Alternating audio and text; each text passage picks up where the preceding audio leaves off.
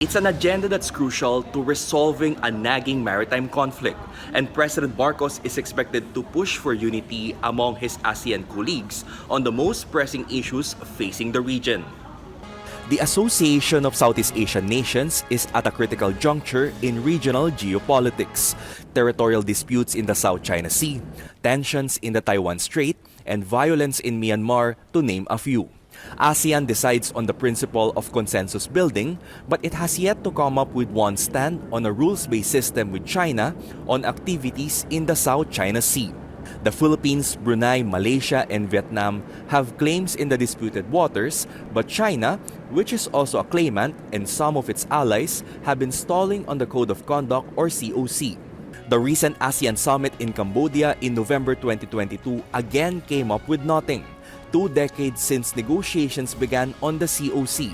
The COC is key to achieving peace in the South China Sea, as well as preserving the livelihood of millions of fisherfolk. It will also reflect on ASEAN's ability to unite despite outside pressures. The President will underscore what we want the waters to be.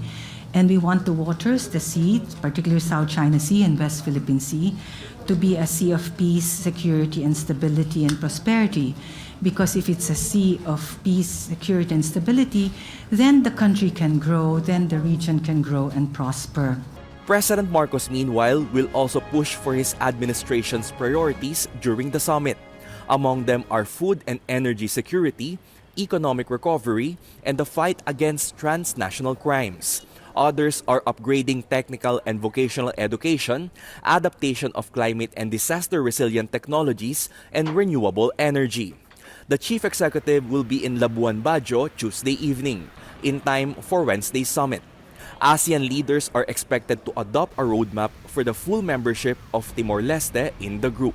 President Marcos is also expected to join a separate summit that includes Brunei, Indonesia, and Malaysia. Rex Remitio, CNN Philippines, Labuan Bajo, Indonesia.